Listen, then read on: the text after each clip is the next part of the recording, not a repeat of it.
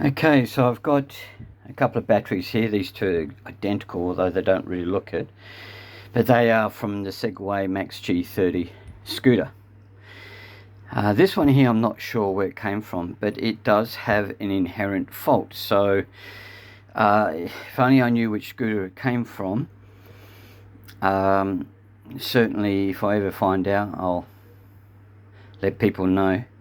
And the problem with this one is there's a design fault where the terminals have broken off, and this one here is the same, where the terminals broke off from the battery, and of course then it died or wouldn't work. And the reason I believe that it failed is because of them not taping this down or making it firm. It's been allowed to, in a casing, to move like so.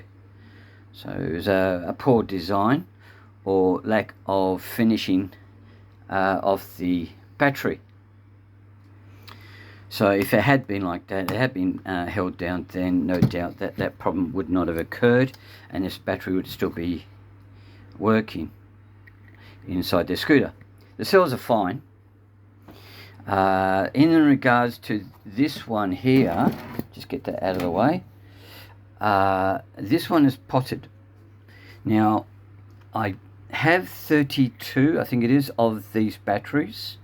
One of them is the smaller battery for the light grey coloured G30, the G30 LP. These would come from the P, which is the original dark grey Max G30. And as you can see, there's a gap there, and there's your BMS there, but the BMS in these batteries are potted. They've got potting in there, so you can't see the components or anything like that. This one here, they've potted the whole thing, including the holes where the screws are to hold the battery pack inside the casing. So I spent a good hour drilling these holes out, trying to remove the potty mix using I'll have to find it now. I've moved it. Good on me. It's a can't even see it now. It's a Torx screw.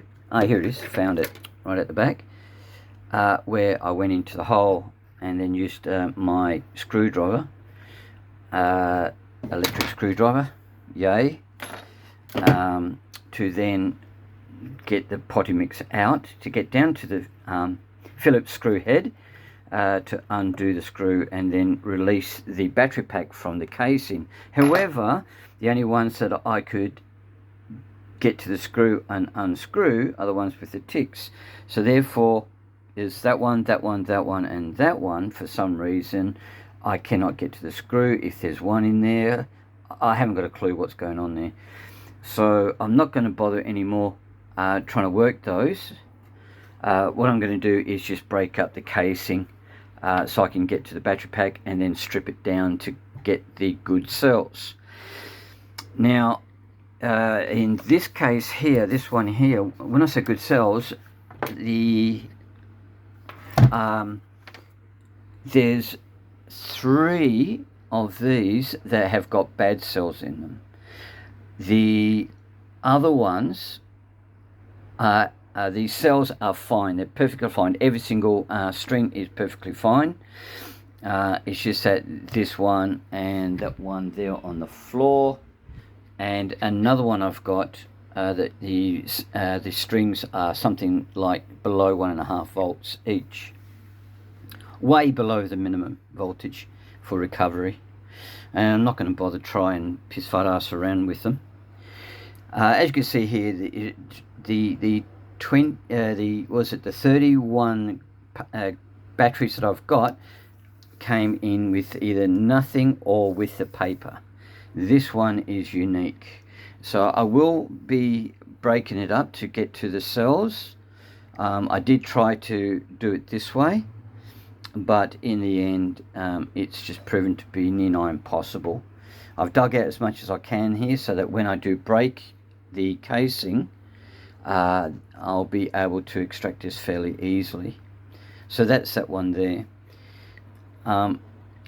What I will be doing with the battery, the batteries for the Segway, when I replace the BMSs in this, that's in the ones where all the groups are perfectly fine. I'll be replacing the BMS because that's what's faulty in them. So there's 30, just under 30 of them are fine except for their BMSs. And once I've done that, then I'll balance the cells, and then I will put it back together and then sell them for around about $250 Australian. In Australia, these batteries new are $450. So I'll be looking at selling for $250 with a 6-month warranty on them. But I'm confident enough that if anything goes wrong, I can either give them another one, or that I'll just refund their money for them. But I have confidence in these working properly once again. It may in a year or two later on, that if that BMS fails again, there's a problem. All I'd have to do is replace the BMS and the cells will be fine still. So I could repair the customer's batteries in that case. If I can't, where they're below a certain voltage each string, then I will just let them know that I can't repair it.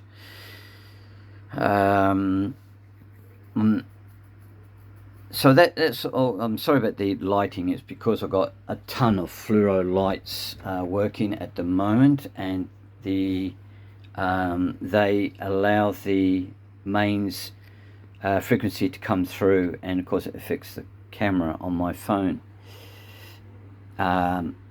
If there's anything you need to know regarding your Segway battery, please don't hesitate to ask a question, and I will assist where I can. Bye for now.